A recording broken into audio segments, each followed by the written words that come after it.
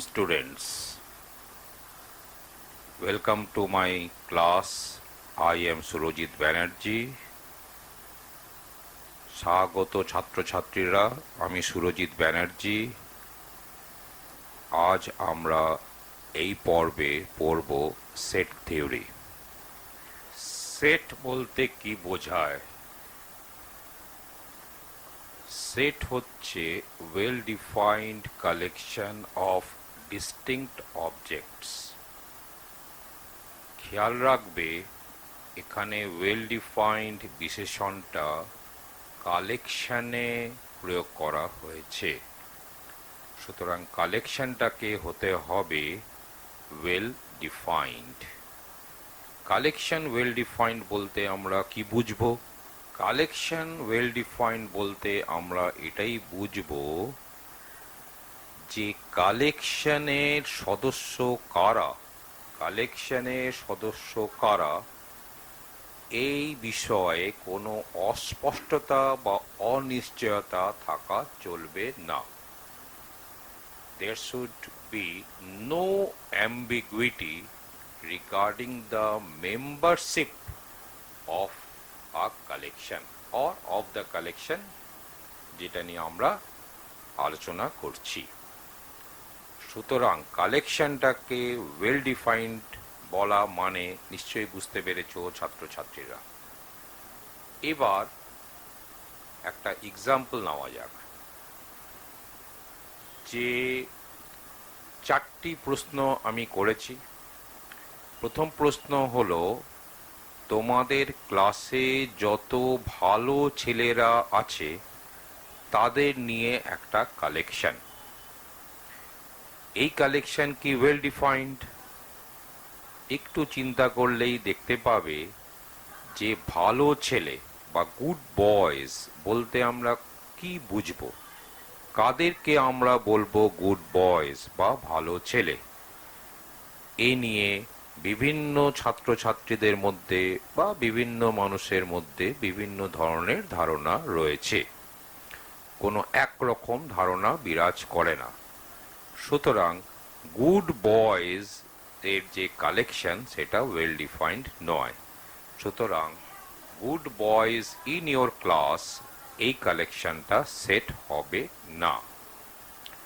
দ্বিতীয় প্রশ্নের দিকে যাও।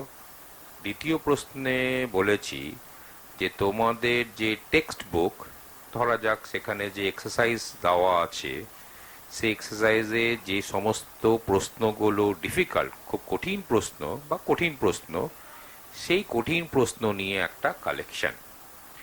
এই কালেকশনকে ওয়েল ডিফাইন্ড বলা যায়? নিশ্চিতভাবে বলা যায় না।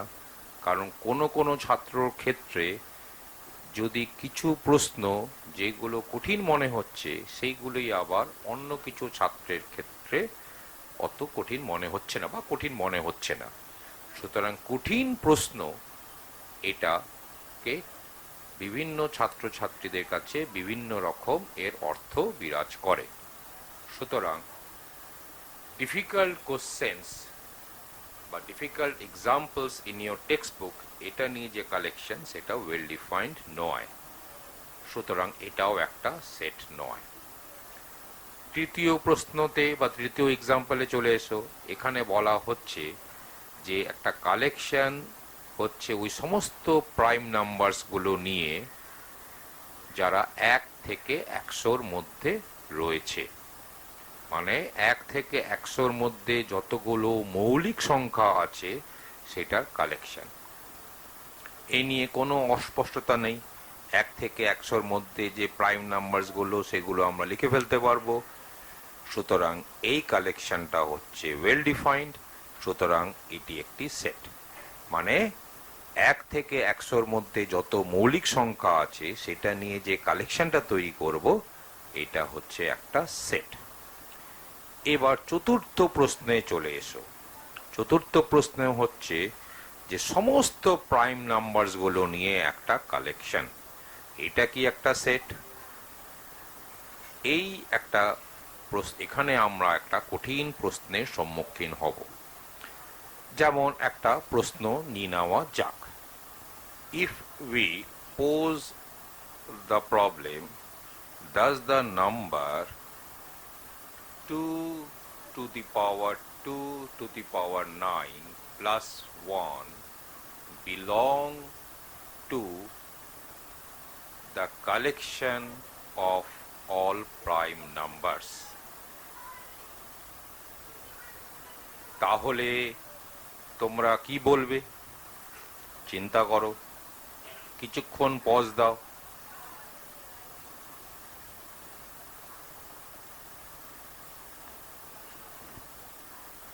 মজার ব্যাপার হলো যে যদি নাম্বারটা হতো 2 to the power 0, 2 to the power 2 to the power 0 plus 1, অর্থাৎ সেটা দাঁড়াচ্ছে হচ্ছে 2 টু দি পাওয়ার 0 মানে 1, মানে 2 পাওয়ার 1 প্লাস 1 মানে 3। 3 হচ্ছে একটা প্রাইম নাম্বার, সুতরাং এটা এই কালেকশনে আছে। 2 to the power 2 to the power 2 plus 1 মানে 2 টু দি পাওয়ার 4 প্লাস 1 মানে 16 প্লাস 1 মানে 17, 17টাও একটা প্রাইম নাম্বার, সুতরাং এটাও এই নাম্বারটাও এই কালেকশনে আছে। কিন্তু যখনই প্রশ্ন হচ্ছে 2 to the power 2 to the power 9 plus 1, এই নাম্বারটা বিশাল বড় একটা নাম্বার। এখন এই নাম্বারটা প্রাইম নাম্বার না কম্পোজিট নাম্বার, এটা বলা বা এটা দেখা খুবই কষ্টকর। তবে ছাত্রছাত্রীরা 1992 সালে এটা দেখানো গেছে যে এই নাম্বার হলো কম্পোজিট নাম্বার, অর্থাৎ এই নাম্বারটি এই কালেকশনে নেই। কিন্তু 1992 সালের আগে চলে যাও। 1992 সালের আগে এই নাম্বারটা এই কালেকশনে থাকবে না থাকবে না, এটা নিয়ে একটা অস্পষ্টতা থেকে যাচ্ছে। তাহলে কি কালেকশন অফ অল প্রাইম নাম্বারসকে কি একটা সেট বলা যায়? খুব কঠিন একটা প্রশ্নের মুখে আমরা পড়ে যাই। তবে কি একটু অন্যরকম ভাবে যদি দেখি, তাহলে প্রাইম নাম্বারস গুলো নিয়ে একটা কালেকশনকে একটা সেট বলাটাই ভালো।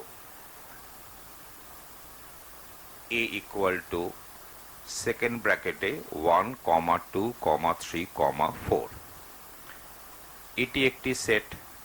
তার কারণ এটা এমন একটা কালেকশন যে কালেকশনটা ওয়েল ডিফাইন্ড। এই সেটে এই কালেকশনে কারা কারা আছে বা এই সেটে কোন কোন এলিমেন্টস আছে না 1, 2, 3 আর 4। সুতরাং এটি একটি সেট। একটা সেটকে যদি লিখতে হয় তাহলে সেই সেটের নামকরণ কে আমরা ইংলিশের ক্যাপিটাল লেটার দিয়ে করব।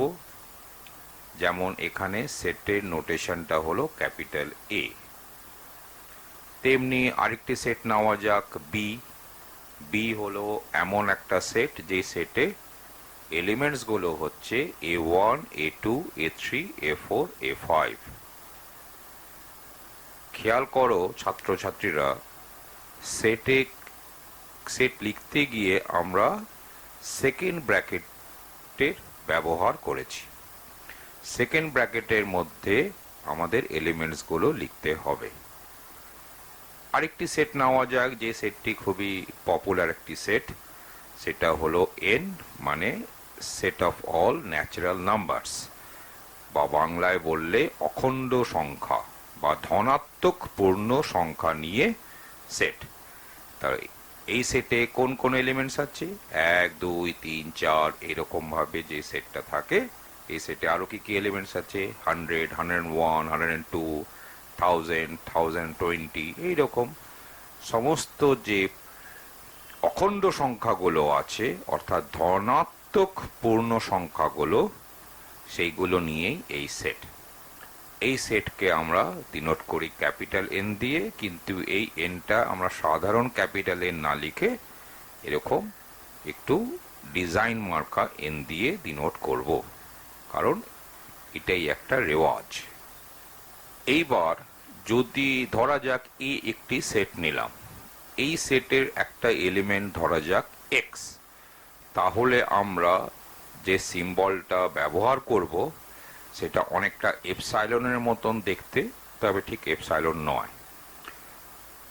দেখতেই পাচ্ছ বন্ধুরা, ওখানে লেখা আছে x belongs to a, এবং ওই রকম সিম্বলকে আমরা সবসময় পড়ব x belongs to a। আর যদি y একটি এলিমেন্ট কিন্তু সেটা a সেটে নেই, তাহলে আমরা লিখব y ওই রকম একটি চিহ্ন লিখে কেটে দেব, ওই রকম একটা চিহ্ন লিখে কেটে দেব। লিখব y এরকম belongs to এর যে চিহ্ন সেটা লিখে কেটে দিয়ে a, এবং পড়ব y does not belong to a। একটা সেটকে দু রকম কায়দায় লেখা যায়। প্রথম কায়দাটা যেমন এখানে যে এক্সাম্পলটা লেখা হয়েছে, a ইকুয়াল টু সেকেন্ড ব্র্যাকেটের মধ্যে কোন কোন এলিমেন্ট লিখেছি না 1 2 3 4 ডট ডট ডট এরকম করতে করতে 40 অবধি। এইভাবে যদি স্পষ্ট করে লেখা থাকে এলিমেন্টস গুলো, তাহলে এইভাবে যে লেখার কায়দা, এটাকে আমরা বলবো যে সেটকে লেখা হয়েছে টেবুলার ফর্মে অথবা রোস্টার ফর্মে। আর আরেকটা কায়দা আছে, সেই কায়দাটা দেখো এখানে লেখা আছে।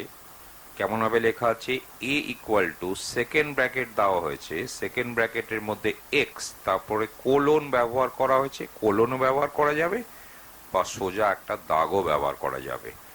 ওর মানে হলো ইংলিশে such that, মানে অর্থাৎ যাতে, কোন শর্ত ও মেনে চলছে সেই শর্তটাই সেই কোলনের পরে অথবা সোজা যে দাগ তারপরে আমরা লিখব। যেমন এখানে লেখা হয়েছে x is a positive integer। তাহলে এইভাবে যদি a সেটকে লেখা হয়, তাহলে আমরা বলবো যে এই যে লেখার কায়দা, এই লেখার কায়দাকে আমরা বলবো সেট বিল্ডার ফর্ম। মানে সোজা কথা, এখানে a সেটটা তাহলে কি দেখা যাচ্ছে, a সেটটাকে যদি আমরা টেবুলার ফর্ম বা রোস্টার ফর্মে লিখে থাকতাম, তাহলে কিভাবে লিখতাম, a ইকুয়াল টু হচ্ছে 1 2 3 4 ডট ডট ডট ডট এরকম যে চলছে, অর্থাৎ ধনাত্মক পূর্ণ সংখ্যাগুলো নিয়ে যে সেট, সেই সেটটাই হচ্ছে ক্যাপিটাল A। এই হলো দুটো কায়দা একটা সেটকে লেখার। ছাত্রছাত্রীরা এবার একটু আবার ডেফিনিশনে ফিরে যাও, ফিরে গিয়ে আবার একবার ডেফিনিশনটা দেখো। ডেফিনিশনে কি বলা হয়েছে, যে একটি সেট হলো well defined collection of distinct objects। এবার যদি আমরা খুব গভীরে গিয়ে, খুব যদি রিগোরাসলি যদি আমরা এই প্রত্যেকটা শব্দকে খুঁটিয়ে খুঁটিয়ে যদি দেখি, তাহলে আমরা কি পাবো। যদি স্ট্রিক্ট লজিক্যাল সেন্সে যদি দেখি, তাহলে ওয়েল ডিফাইন্ড এই কথাটার কি মানে, কালেকশন এই যে শব্দটা ব্যবহার করা হয়েছে তারই বা কি মানে, এই যে অবজেক্টস ব্যবহার করা হয়েছে এই অবজেক্ট বলতে কি বুঝবো, ডিস্টিংক্ট বলতেই বা আমরা কি বুঝবো, এগুলো সবকটাই আরেকভাবে দেখলে, ম্যাথমেটিক্যালি যদি দেখি, তাহলে সবকটারই ম্যাথমেটিক্যাল ডেফিনিশন আমাদের তার আগে দিতে হবে। কিন্তু এখানে যে শব্দগুলো ব্যবহার করা হয়েছে, যে শব্দ বন্ধগুলো ব্যবহার করা হয়েছে, এই শব্দ বন্ধগুলো আমরা সাধারণ যে জীবনে, চলতি জীবনে যেভাবে আমরা ব্যবহার করে থাকি, যেমন ভাবে আমাদের অনুভূতিতে এই শব্দগুলো আসে, ঠিক ওই অর্থেই ব্যবহার করা হয়েছে।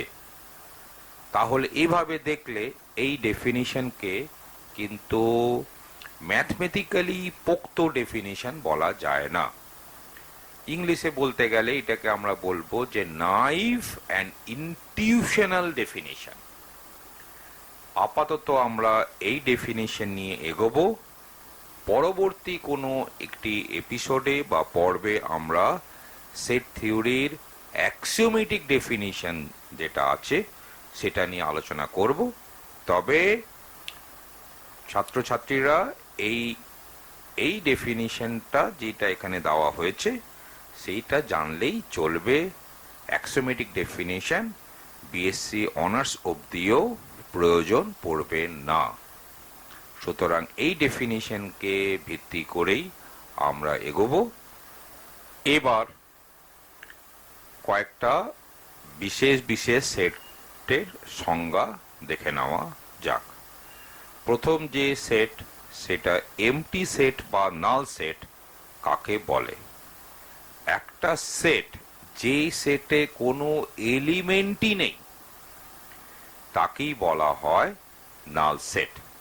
অর্থাৎ a set having no element is called a null set or an empty set. একটা এমটি সেটের নোটেশনটা একটু ভালো করে দেখো। একটা জিরো লিখবে, জিরো লিখে ওটা কেটে দেবে।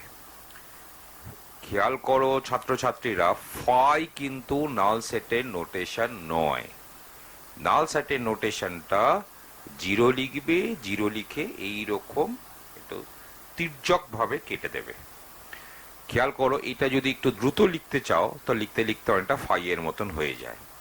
সম্ভবত ওখান থেকেই অনেকে এরকম একটা ধারণা উঠে এসছে যে নাল সেটের নোটেশন হচ্ছে ফাই, কিন্তু নাল সেটের নোটেশনটা ফাই নয়।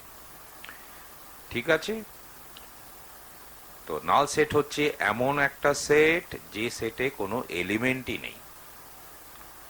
যেমন যদি আমরা একটা সেট বিল্ডার ফর্মে একটা সেট লিখি, a ইকুয়াল টু সেকেন্ড ব্র্যাকেটে এক্স কোলন, কোলন মানে কি, such that x is a positive integer less than 1, তাহলে এমন কি কোনো পজিটিভ ইন্টিজার বলতে পারবে যেটা একের ছোট? এমন কোনো পজিটিভ ইন্টিজার নেই। এমন কোনো ধনাত্মক পূর্ণ সংখ্যা কি রয়েছে যা একের ছোট? নেই। অর্থাৎ এই এ সেটটা হলো একটা নাল সেট। সুতরাং আমরা অঙ্কের ভাষায় লিখতে পারি এ ইকুয়াল টু ওই যে নাল সেটে যে নোটেশনটা আছে, unit set or singleton set. এই সেটটি হলো এমন একটি সেট যে সেটে শুধুমাত্র একটি এলিমেন্টই আছে, শুধুমাত্র একটি এলিমেন্ট। যেমন এখানে যে এক্সাম্পলটা দেওয়া আছে, এ ইকুয়াল টু এমন একটি সেট যার এলিমেন্ট এক্স কেমন না, x is a positive integer less equal to 1। অর্থাৎ এ সেটটি তৈরি হয়েছে ওই সমস্ত ধনাত্মক পূর্ণ সংখ্যা নিয়ে যেগুলো এক অথবা একের থেকে ছোট। আমরা জানি এমন একটি ধনাত্মক পূর্ণ সংখ্যা হলো শুধুমাত্র এক। অর্থাৎ এ সেটটি একটি এলিমেন্ট নিয়ে তৈরি, সেই এলিমেন্টটি হলো 1। অর্থাৎ এ সেটকে যদি আমরা টেবুলার ফর্ম বা রোস্টার ফর্মে লিখি তাহলে এ সেটটা হলো এ ইকুয়াল টু সেকেন্ড ব্র্যাকেটে 1। সুতরাং এ হলো একটি সিঙ্গেলটন সেট। এবার আমরা দেখব finite set and infinite set. নামেই স্পষ্ট, ফাইনাইট সেট হলো এমন একটি সেট যার এলিমেন্টের সংখ্যা হলো ফাইনাইট, আর ইনফাইনাইট সেট হলো এমন একটি সেট যার যার এলিমেন্টের সংখ্যা হলো, এলিমেন্টসগুলোর সংখ্যা হচ্ছে ইনফাইনাইট। অর্থাৎ অসংখ্য সদস্য যেই সেটে আছে সেই সেটকেই বলা হয় ইনফাইনাইট সেট। এখানে দুটি এক্সাম্পল দেওয়া আছে। এ হলো একটি সেট যার এলিমেন্ট এক্স গুলো হচ্ছে এমন যেগুলো 5 অথবা 5-এর ছোট। এমন সমস্ত অখণ্ড সংখ্যা নিয়ে এ সেটটি তৈরি যেগুলো 5 অথবা 5-এর ছোট। আমরা জানি এমন যে সদস্য, তাহলে এ সেটের যে সদস্যগুলো হলো সেগুলো হচ্ছে 1 2 3 4 5। সুতরাং এ সেটটি হলো ফাইনাইট সেট। কিন্তু আমরা যদি আরেকটি সেট নিই বি সেটটি হলো এমন সমস্ত এলিমেন্টসগুলো নিয়ে তৈরি যেগুলো প্রথমত ধনাত্মক পূর্ণ সংখ্যা, আবার যে পূর্ণ সংখ্যাগুলো হলো 7 অথবা 7-এর থেকে বেশি। সুতরাং এটাকে যদি টেবুলার ফর্ম বা রোস্টার ফর্মে লিখি তাহলে বি সেটটি কি হলো? বি সেট হলো 7, 8, 9, 10, 11, 12 এরকম ভাবে চলছে। অর্থাৎ বি সেটে সদস্য সংখ্যা হলো অসংখ্য, সুতরাং বি সেট হলো ইনফাইনাইট সেট। এবার আমরা চলে আসব সাবসেট অফ আ সেট। একটা সেটের সাবসেট বলতে আমরা কি বুঝি? ধরা যাক বি হলো একটি সেট আর এ হলো আরেকটি সেট, যে সেটটি ওই সমস্ত এলিমেন্টস গুলো নিয়ে তৈরি যেগুলো বি সেটে আছে। তাহলে আমরা বলবো A is a subset of B। এক্ষেত্রে যে সিম্বল ব্যবহার করব সেইগুলো দেখো, দুটি সিম্বল ব্যবহার করা হয়েছে, দেখতে পাচ্ছ। একটা হলো A সাবসেট B, আরেকটি সিম্বল হলো A। এইরকম ভাবে লিখে তারপর নিচে একটা আরেকটি দাগ দেবে B। আবার ঘুরিয়ে এটাকে এভাবেও বলা যায় যে বি এইরকম এবার সিম্বলটা দেবে, তারপরে এ, অথবা বি এইরকম একটা সিম্বল দেবে, নিচে আবার একটা দাগ এ। এক্ষেত্রে আমরা পড়ব বি কন্টেন্স এ। বা এভাবেও বলতে পারি যে বি হলো এর একটি সুপার সেট। তাহলে বুঝতে পেরেছো কখন আমরা একটা সেটকে আরেকটি সেটের সাবসেট বলবো। আর এবার আমরা দেখব কোন সাবসেটগুলোকে বলা হয় প্রপার সাবসেট। এ সেটকে বি সেটের প্রপার সাবসেট তখনই বলা হবে যদি দুটি শর্ত পূরণ হয়। if two conditions are satisfied। Number ওয়ানটা কি? খুব স্বাভাবিক, নাম দেখি বোঝা যাচ্ছে, A is a subset of B. A কে বি এর সাবসেট হতে হবে। আর 2 নম্বর হচ্ছে বি সেটে অন্তত পক্ষে একটা এলিমেন্ট থাকতে হবেই যা এ সেটে নেই। There exists an element in B which does not belong to A। এই ক্ষেত্রে যে সিম্বলটা, প্রপার সাবসেটের যে সিম্বলটা আমরা ব্যবহার করব সেটা হচ্ছে এই রকম সাবসেটের চিহ্ন দিলে আবার নিচে একটা দাগ, এরকম একটা সাবসেটের চিহ্ন দিয়ে নিচে যে দাগটা আছে সেটাকে কেটে দেব। এই নিচের দাগটা একটা সমান হওয়ার সম্ভাবনাকে দেখায়।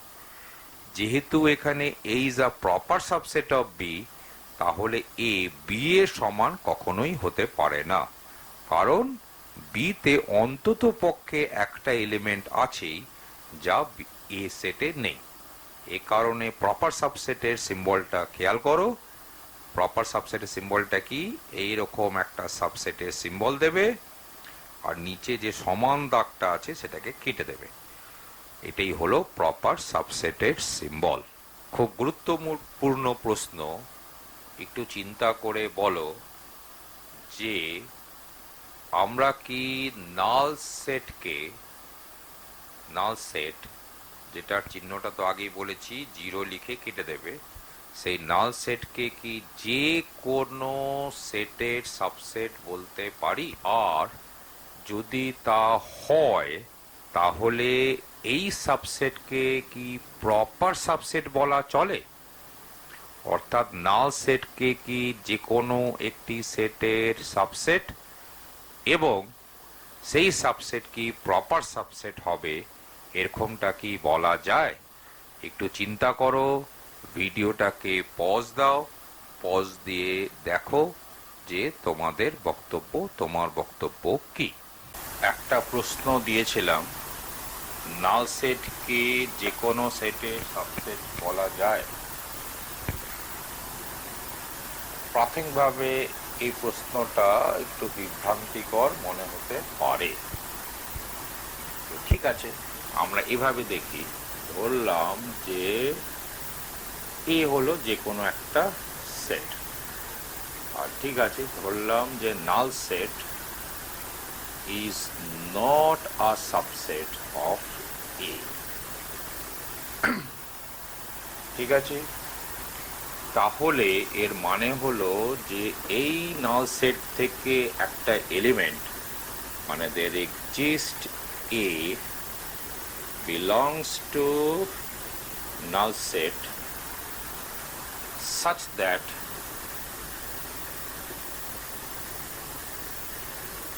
A ক্যাপিটাল A সেটে থাকবে না। এই তো মানে নাল, যদি আমরা এটা ধরে নিই তাহলে এর মানে কি, যে নাল সেট থেকে একটা এলিমেন্ট নিশ্চয়ই খুঁজে পাওয়া যাবে যেটা এ সেটে থাকবে না। কিন্তু এমন কি কোনো এলিমেন্ট নাল সেটে পাওয়া যেতে পারে? But the existence of an element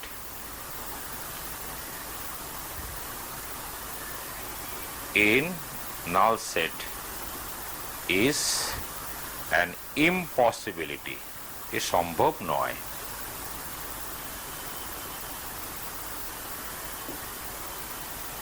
এই কারণে এটা ধরে নেওয়া, so a null set is not a subset of A is not correct. এই কারণে therefore null set is a subset of capital A.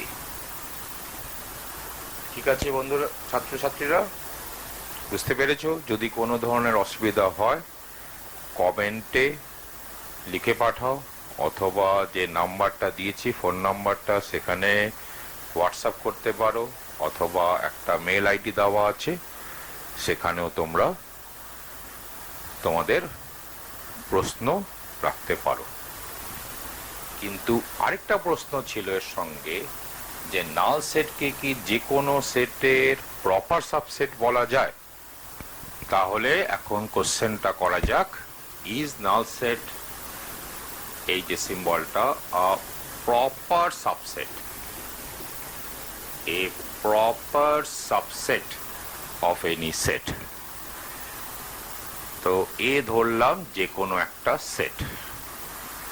আমরা আগেই প্রমাণ করে ফেলেছি যে নাল সেট হচ্ছে সাবসেট অফ এ। এবার দেখো, যদি প্রপার সাবসেট বলতে হয় তাহলে এর মানে হলো এ সেট থেকে একটা এলিমেন্ট খুঁজে পেতে হবে যেটা এই নাল সেটে থাকবে না। That is possible if A not equal to null set. সুতরাং এ যদি নাল সেট না হয় তাহলে null set is a proper subset of A. কিন্তু যদি এ নাল সেট নিজেই নাল সেট হয় তাহলে null set is not a proper subset of itself. তাই হয়েও থাকে। So null set is not a proper subset of itself, but এ কারণে if A is a non-null set, then null set is a proper subset of A. বুঝতে পেরেছো? এক্ষেত্রে একটা কথা বলে রাখি, নাল সেটকে আমরা বলবো যে কোনো সেটের ট্রিভিয়াল সাবসেট। কি বলবো? Trivial.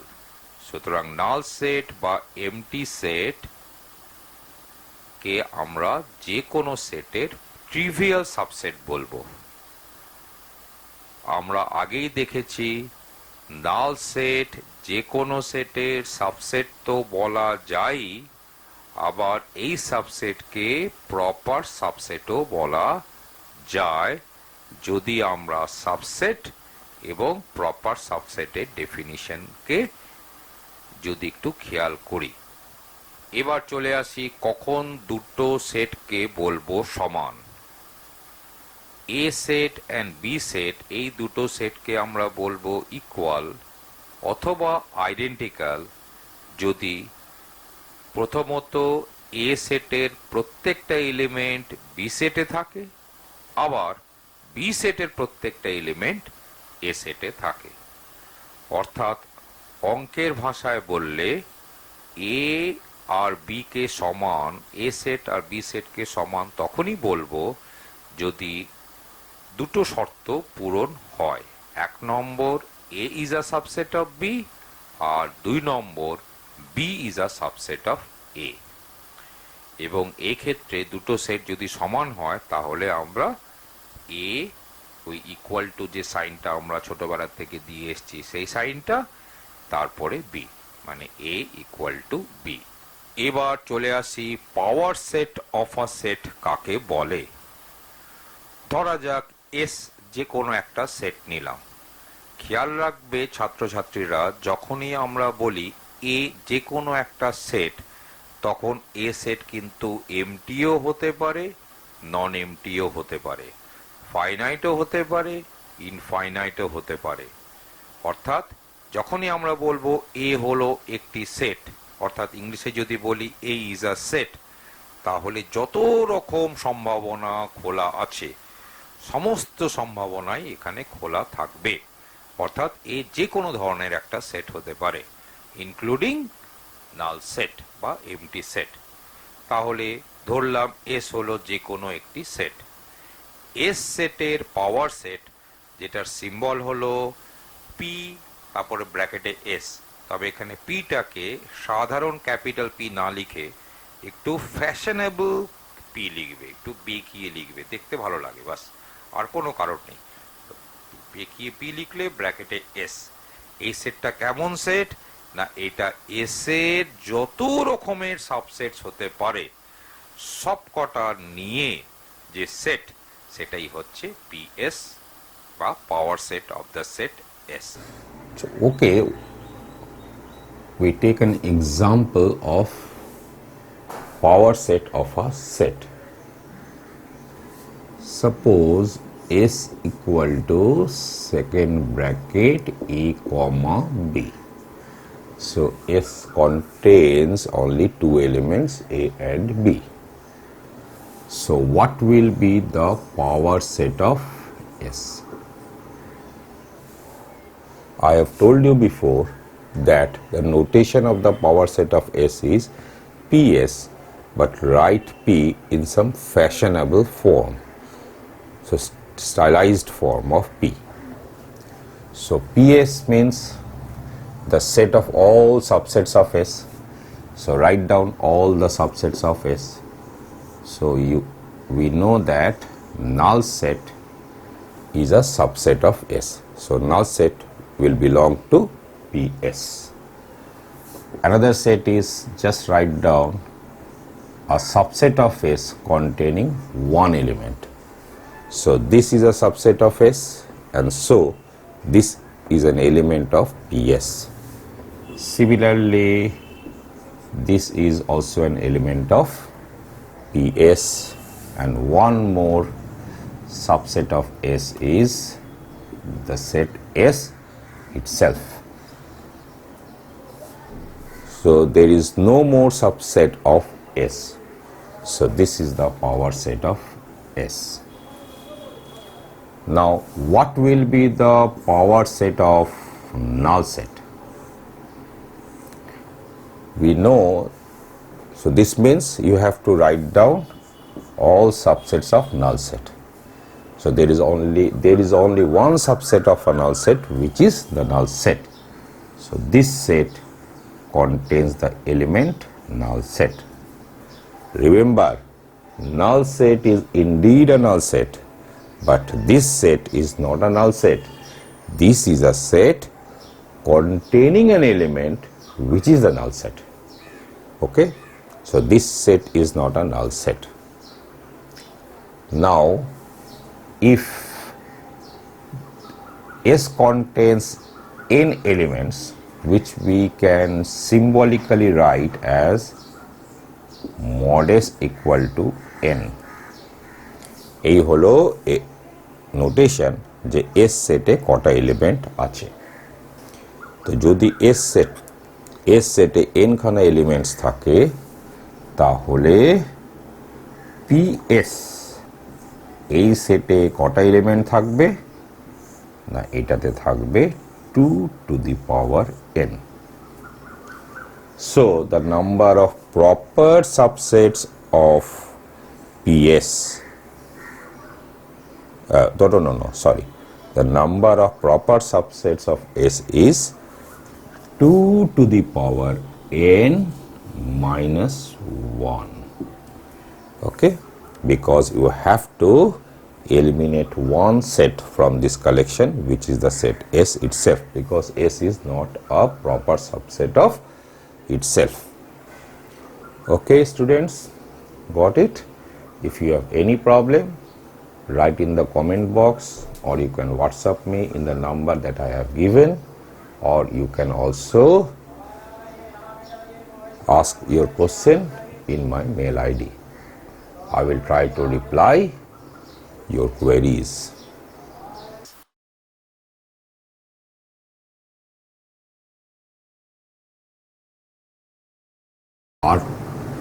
Cartesian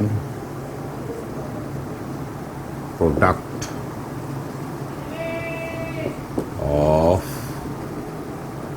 two sets. Okay, we will study Cartesian product of two sets. What is meant by it? আমরা Cartesian product of two sets পড়ব। তো ধরলাম A হলো একটা সেট, B হলো আরেকটা সেট। এই দুটো সেটের কার্টেশিয়ান প্রোডাক্টকে আমরা ডিনোট করব A ক্রস B। এই মাঝখানে যে সিম্বলটা বসাতে হবে সেটা হলো ক্রস, কিংবা ছোটবেলার multiplication sign. Okay, we will put a cross sign between A and B. And what is this set? The elements of this set is of the form first bracket. This is the form. This is the form of an element of A cross B. Okay?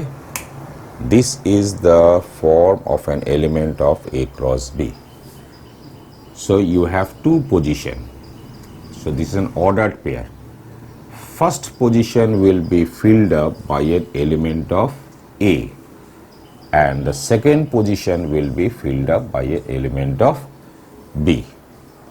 So all elements of this form which satisfy the condition that this place will be filled up by an element of A and this place will be filled up by an element of B constitute the set A cross B.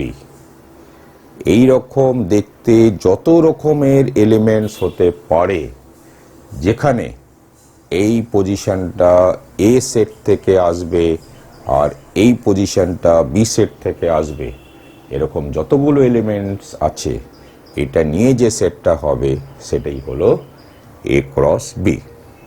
তাহলে অঙ্কের ভাষায় A cross B সেটকে কিভাবে লেখা যায়? So in the mathematical language, A cross B can be written as the set whose elements are A, B such that, so you can put a straight line over here, or you can also write colon. A belongs to A, comma, B belongs to B. So this set is A cross B. Okay students, if you have any problem, write in the comment box, or you can WhatsApp in the number that has already been given, or you can also send your opinion or your question in my mail ID. So if XY belongs to A cross B, xy belongs to A cross B, this implies x belongs to A and y belongs to B. Okay? If xy belongs to A cross B, this implies that x belongs to A and y belongs to B. What about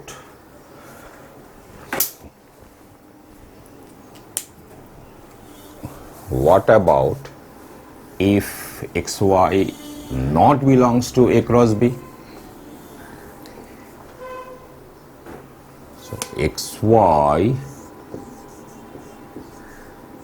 does not belong to A cross B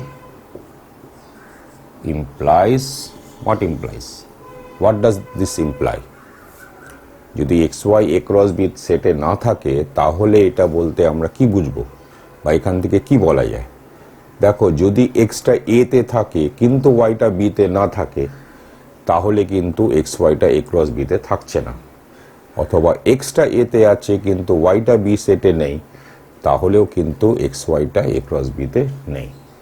তাহলে কি বলা যেতে পারে? Either x does not belong to A or y does not belong to B. এই হলো Cartesian product of two sets. Okay students, got it?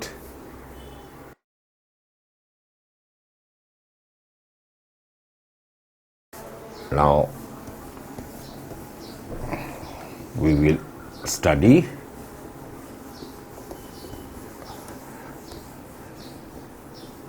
difference.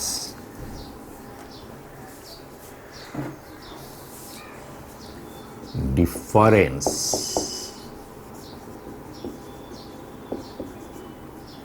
between two sets.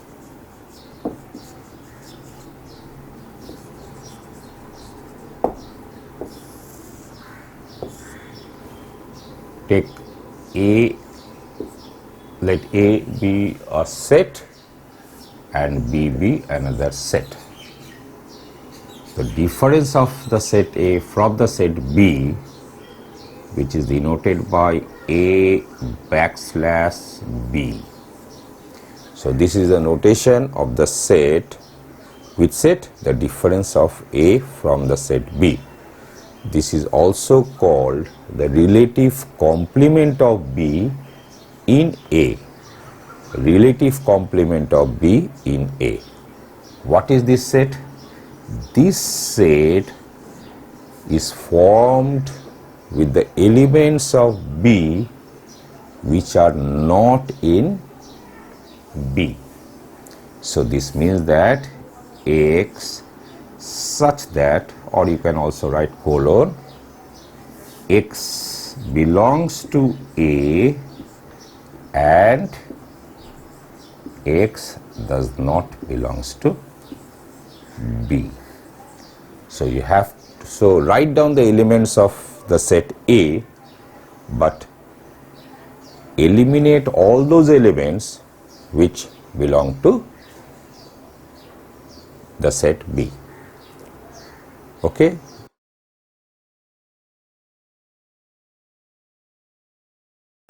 Now we will discuss universal set. We can denote universal set by U or by X. Okay? Universal set is the set which contains all elements. But this definition has lots of ambiguity. The point is, whenever we take a set A, it is considered to be a subset of some set. So if we take suppose sets A, B, C, dot dot dot etc., then all these sets are considered to be subsets of some set. That set is called universal set. So it has a perspective. Suppose we are discussing only about real numbers, then the universal set is the set R of all real numbers. Suppose we are discussing about the roots of a polynomial equation with real coefficients, then the universal set concerned is the set C of all complex numbers. So universal set is the set of all elements from which elements may be chosen to form sets for a particular discussion. We can take one more example. Suppose we take the set of all even integers. Okay? Let A be the set of all even integers. Then A can be considered as a subset of the set of all integers. You can also consider A to be a subset of the set R. So, what is your perspective? Is it enough to take the set A to be a subset of the set Z of all integers? Then you can take Z as the universal set. If it is not sufficient to take A as a subset of Z, but rather one should take A as a subset of R, or for that matter you can take also the set Q of all rational numbers, then you can take R or Q as the universal set in context with taking this set. For example, take one more example. When we study theory of integers, that means divisibility, the question of divisibility, or the question whether what is the unit digit in the number 2 power of 30, or how many zeros are trailing zeros are there in 100 factorial. In such type of questions, when we discuss such type of questions which belong to the theory of integers, then the universal set considered is the set Z, or even you can take the set N of all natural numbers, which includes 0 also. So let the set be denoted by N star, which is the set of all natural numbers, and also 0 is included in this set. So this set can be taken as the universal set. Okay students, got it? If you have any problem, then again don't forget to comment or to write in my WhatsApp number or in my mail ID. I will try to reply your queries. ঠিক আছে ছাত্রছাত্রীরা, বুঝতে পেরেছো? কোনো ধরনের অসুবিধা হলে লিখে পাঠিও।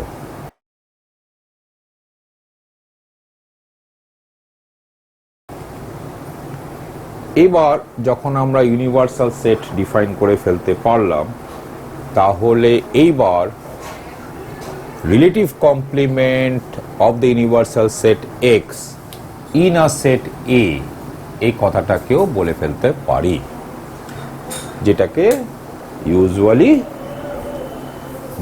ইউজুয়ালি কি বলা হয়? Complement of a set.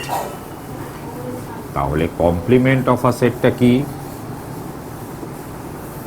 Complement of a set হচ্ছে, তাহলে নিয়ে নাও এ হলো যে কোনো একটা সেট, কিন্তু এখন থেকে আমরা কিভাবে ভাববো যে এ হলো একটা ইউনিভার্সাল সেটের সাবসেট। তো ধরা যাক ইউনিভার্সাল সেটটা হচ্ছে ইউ। ঠিক আছে, তাহলে the complement of the set A, যেটাকে আমরা ডিনোট করব এ ড্যাশ দিয়ে অথবা এ পাওয়ার সি দিয়ে অথবা এ বার দিয়ে, সেই সেটটা কেমন সেট? তাহলে এই তিনটে মধ্যে যে কোনো একটা নোটেশন ইউজ করতে পারো to denote the complement of the set A. এই কথাটার মানে হলো এ ড্যাশটা হচ্ছে এমন একটা সেট যার এলিমেন্টস হচ্ছে এক্স। কেমন? মানে শর্তটা কি? শর্ত হলো এক্সটা তো ইউতে তো থাকবেই থাকবে, কারণ ইউটাই হচ্ছে ইউনিভার্সাল সেট। এই সেটের বাইরে তো কোনো এলিমেন্টই নেই। মানে সেটা তো আমাদের মানে আমাদের যে ম্যাথমেটিক্যাল যে ডোমেন, যেই ডোমেনের বা যেই পরিধিতে আমরা আলোচনাটাকে সীমাবদ্ধ রাখি, সেটাই হচ্ছে ইউ, এর বাইরে কোনো কথাই নেই। তাহলে এক্সটা তো ইউতে থাকবেই, কিন্তু সব থেকে বড় কথা হলো যে এক্সটা এ সেটে থাকা চলবে না। So a dash is the set consisting of those x which belongs to u but does not belong to A. Okay, in the logic, in the mathematical logic, always use and. You can write but I prefer to write and. So there are two mathematical logical operation. One is and the other one is either or. Okay, so don't write but or any other conjunction. So this is the complement of the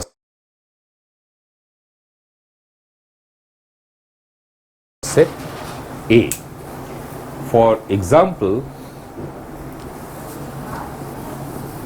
suppose you take the universal set as the set Z of all integers.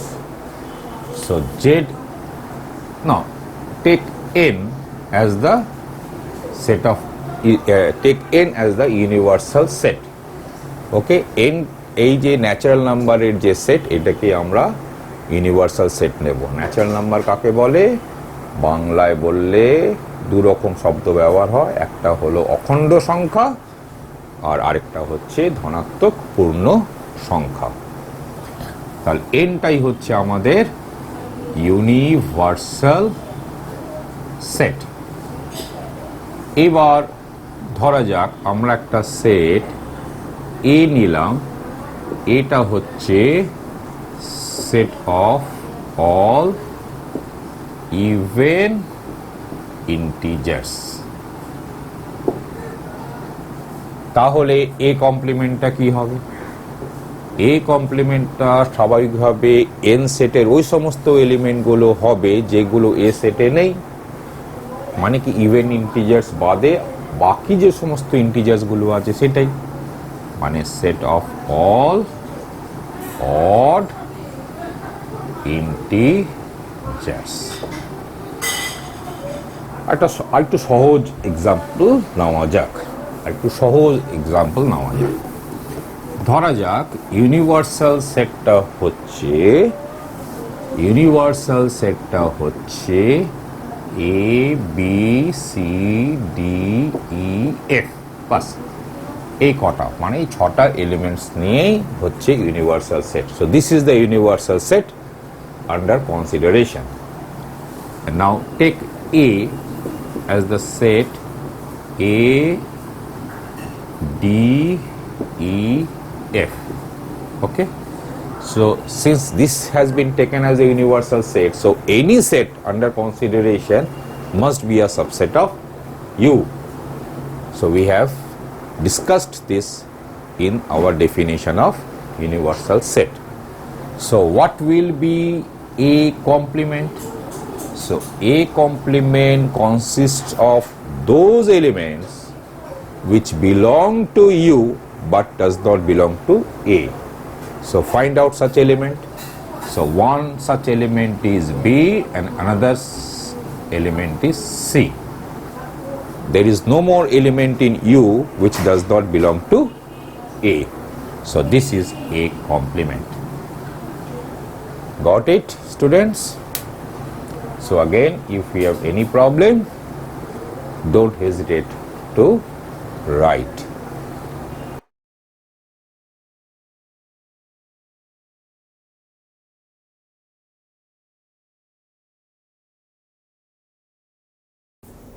Now we will study algebraic operations. Algebraic operations on sets. In fact, we have already studied two algebraic operations. One is relative complement, or what we call difference of sets or difference between sets, or relative complement of a set with respect to another set.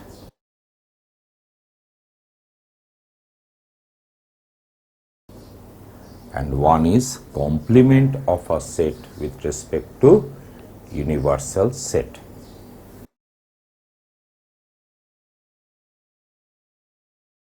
We will study union of two sets and intersection of two sets. Let A and B be two sets. This means that A and B are two subsets of a universal set.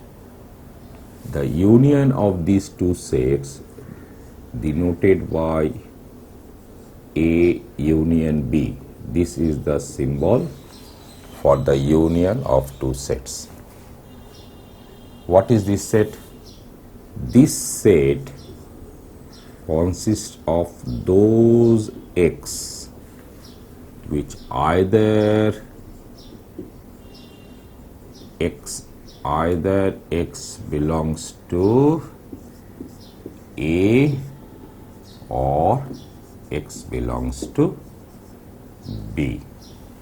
So A union B is the set whose elements are either in A or in B.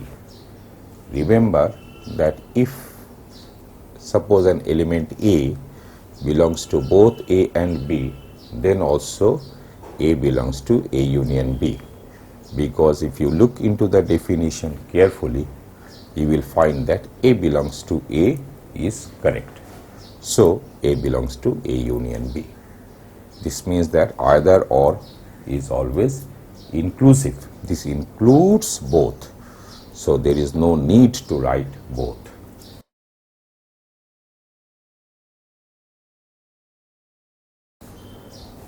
And the intersection of two sets A intersection B is the set consisting of those x which belongs to A and B. So A intersection B consists of those x which belongs to both A and B. That is, the common elements of A and B belong to A intersection B. So A intersection B is the set consisting of those elements which belong to both A and B. So these two definitions are very easy definition. Okay, clear, students?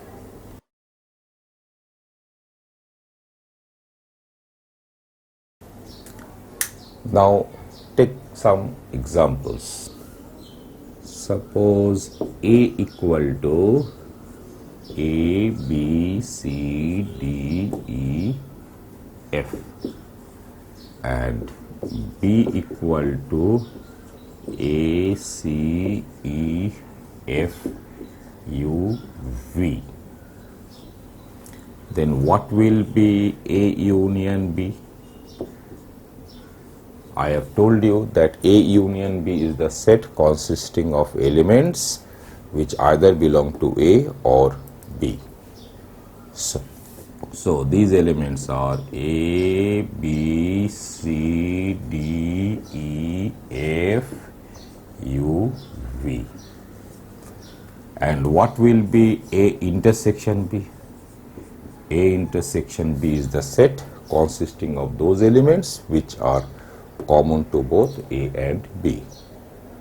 So A intersection B will be, so A is a common element, B is not a common element, C is again a common element, D is not a common element, E is again a common element, and F is also a common element, but U is not a common element, V is also not a common element. So A intersection B is this set.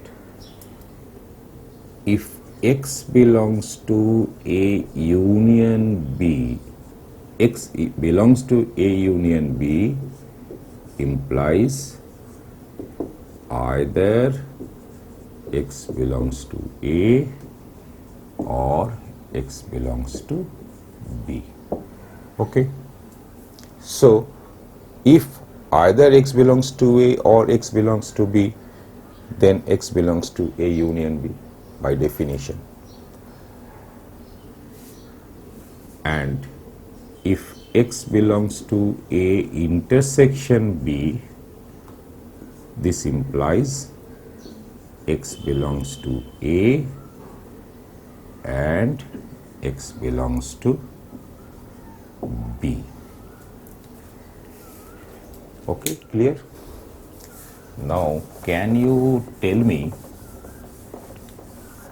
what does X does not belongs to A union B implies? তোমরা কি বলতে পারবে X A union B তে যদি না থাকে তাহলে এটা কি ইমপ্লাই করে? কিছুক্ষণ পজ দাও ভিডিওটা আর নিজেরা খাতায় লেখো। দেখো এখন আমি যা লিখছি সেটার সঙ্গে মিলছে কিনা।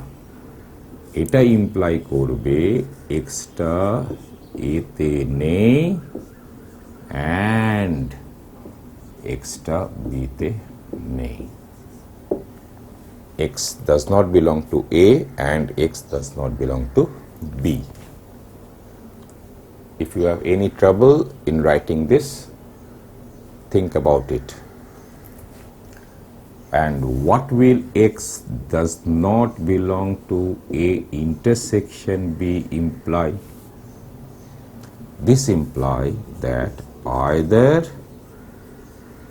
X does not belong to A or X does not belong to B. Okay. So now look into these two implications carefully. Look here. Suppose X does not belong to A. But you don't know what the fact regarding X does not belongs to B or not. So you only know that X does not belong to A. Then can you say that X does not belongs to A union B? It might happen that X belongs to A. So in order that X does not belong to A union B, you must have X does not belong to A and X does not belong to B. এই দুটো কাণ্ডই ঘটতে হবে একই সঙ্গে, মানে অর্থাৎ extra এতেও থাকা চলবে না, এক্সটা বিতেও থাকা চলবে না, তাহলেই এক্সটা এ ইউনিয়ন বিতে থাকে না। আবার এখানে দেখো এক্সটা এ ইন্টারসেকশন বিতে নেই, ধরা যাক এক্সটা এতে নেই, তাহলে কিছুতেই এক্সটা এ ইন্টারসেকশন বিতে থাকতে পারে না। অথবা যদি এক্সটা বিতে না থাকে তাহলেও এক্সটা এ ইন্টারসেকশন বিতে থাকতে পারে না। So X does not belongs to A intersection B implies this. Okay, clear students? Now two sets A and B are said to be disjoint if A intersection B equal to null set. This means that two sets A and B are said to be disjoint if there is no common element in A and B. A আর B তে কোনো common element যদি না থাকে, অর্থাৎ A intersection B যদি null set হয়, তাহলে A আর B সেটকে বলা হবে ডিসজয়েন্ট।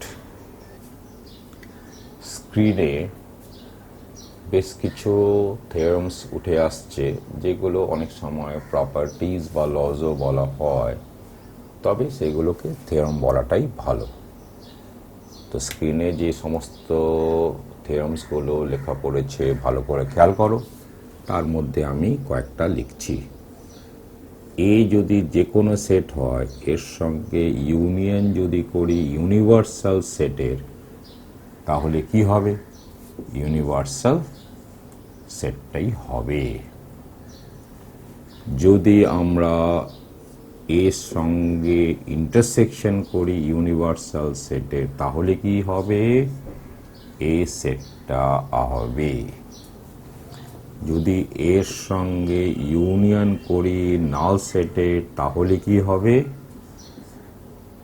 এ সেটটাই হবে। এর সঙ্গে যদি ইন্টারসেকশন করি নাল সেটের, তাহলে কি হবে? নাল সেটই হবে। এর সঙ্গে যদি ইউনিয়ন করি এ সেটের, তাহলে কি হবে? এ সেটটাই হবে। এর সঙ্গে যদি ইন্টারসেকশন করি এ সেটের, তাহলে কি হবে? এ সেটটাই হবে। So A union universal set equal to universal set, A intersection universal set equal to the set A union null set is the set A intersection null set is the null set, A union A is A intersection A is also A.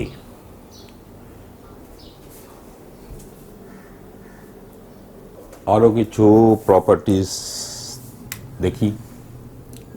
এ সঙ্গে যদি B এর union করি আর B সেটের সঙ্গে এ সেটের union করি, তাহলে এই দুটোই সেম হবে। আমরা এখানে বলবো যে union of two sets is commutative. কি বলবো? Commutative. So we will say that union of two sets is commutative. Also, we can prove that A intersection B is equal to B intersection A. So again, we can say that intersection of two sets is commutative. One more theorem, A union B union C. So look into this thing carefully. Here, remember, always we have defined the union of two sets.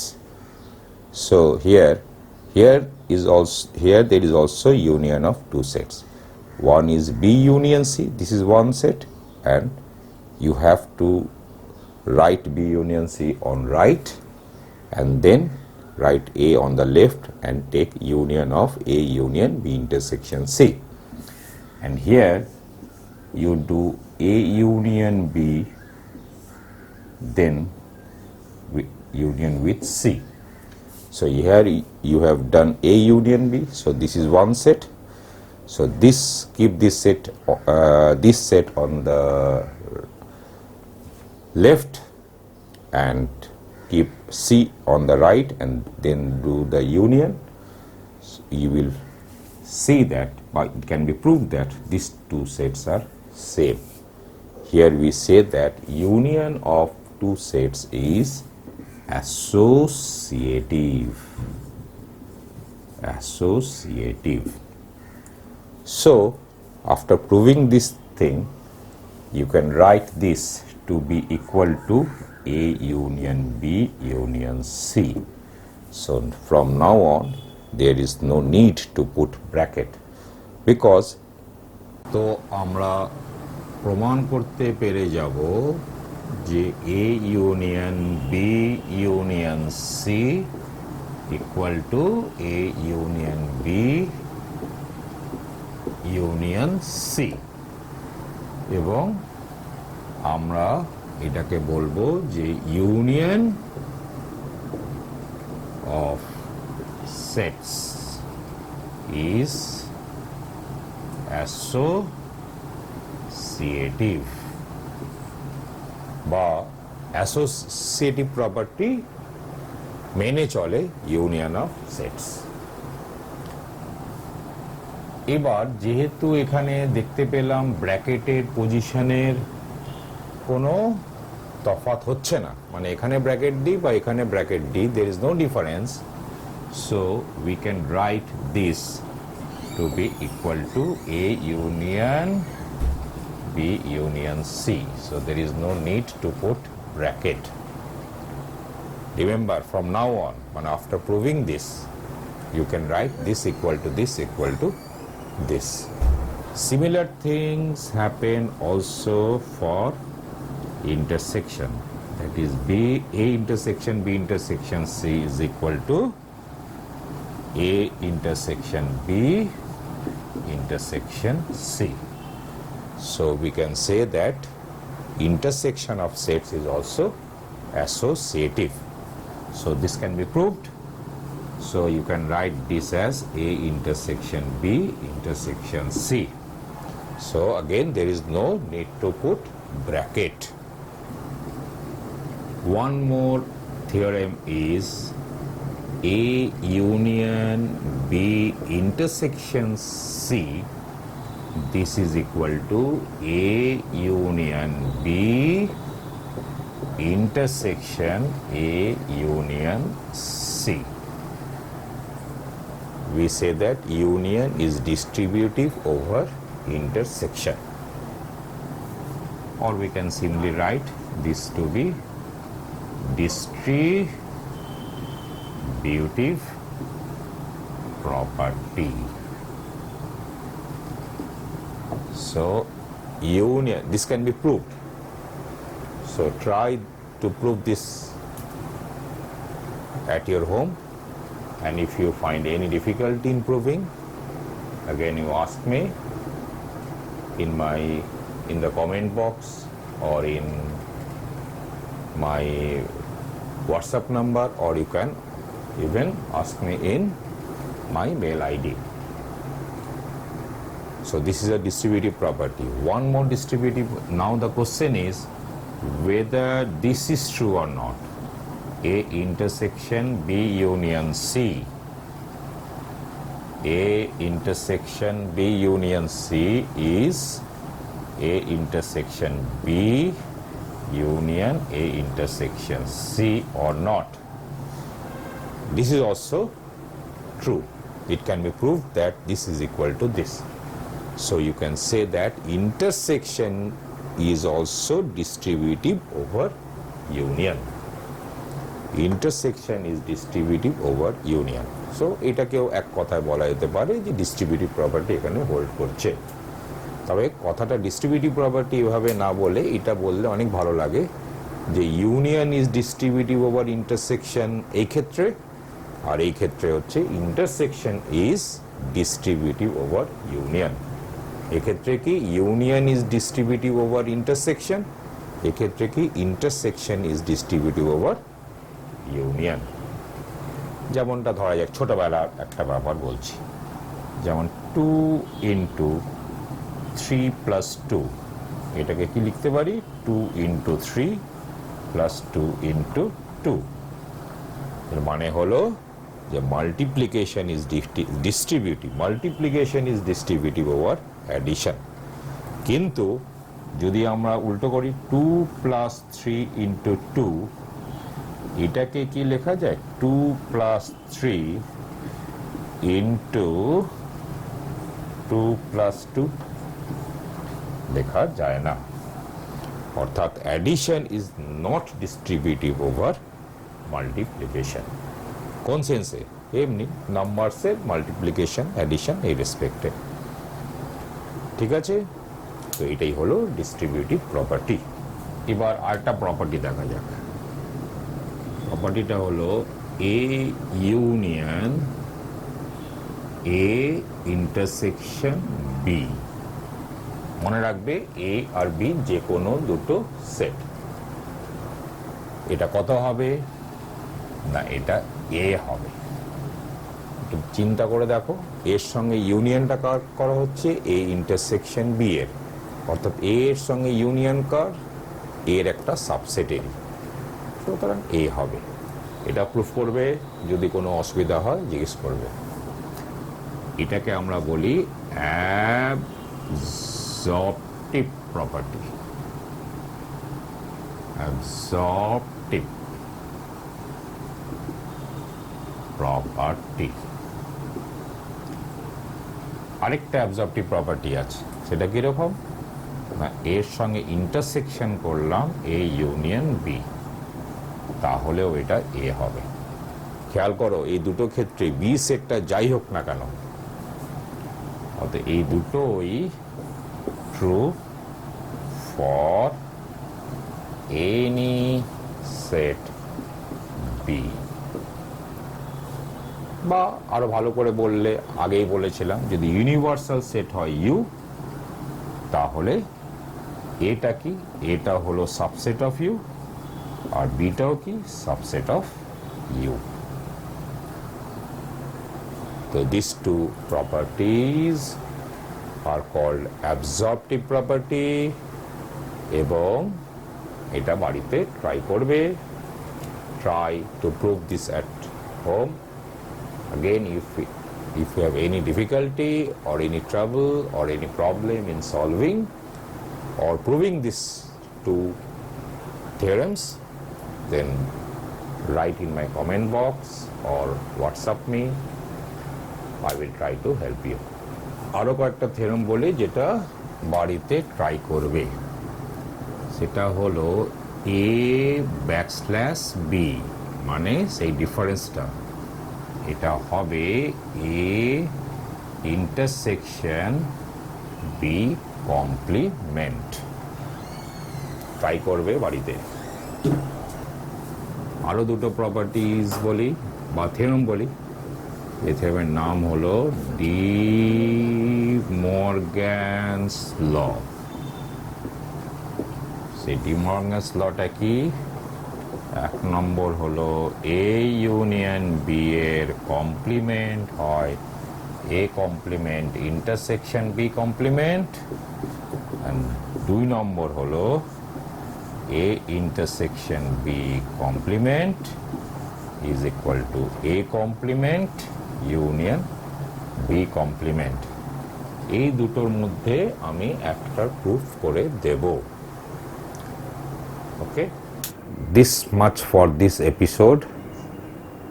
In the next episode I will prove many theorems and problems on set theory. আপাতত এই এপিসোডে, এই পর্বে এইটুকুনি থাক। পরবর্তী এপিসোডে, set থিওরির পরবর্তী এপিসোডে আমি তোমাদের সেট থিওরিজ অনেকগুলো উপপাদ্য এবং বেশ কিছু সমস্যা সমাধান করে দেব, এবং এটাও শেখাবো যে কিভাবে সেট থিওরিজের প্রবলেম সমাধান করতে হয়। If you like this episode, if this episode has come to any help to you, so then don't forget to subscribe the video. যদি তোমাদের এই সেট থিওরির এই পর্ব তোমাদের কোনো কাজ এসে থাকে, তাহলে সাবস্ক্রাইব করতে ভুলো না, শেয়ার করতে ভুলো না, লাইক করতে ভুলো না, এবং যেমনটা আগেও বলেছি, তোমাদের যে কোনো ধরনের অসুবিধা যদি হয় সেট থিওরি নিয়ে বা এই লেকচার নিয়ে, কোনো রকম দ্বিধা রেখো না, কমেন্টসে লেখো, আমি সেই তোমাদের প্রশ্নগুলোকে সমাধান করার চেষ্টা করব। Dear students, if this episode on set theory has come to any help to you, then don't forget to subscribe the channel, share the video, and also put a like. If you encounter any problem regarding my lecture, then don't hesitate to put your comment in the comment box. Or if you have any problem regarding solving problems or understanding what I have taught, then don't hesitate to write it on the comment box, or you can WhatsApp me, or you can send your queries or questions or your trouble in my mail ID. Thank you, students.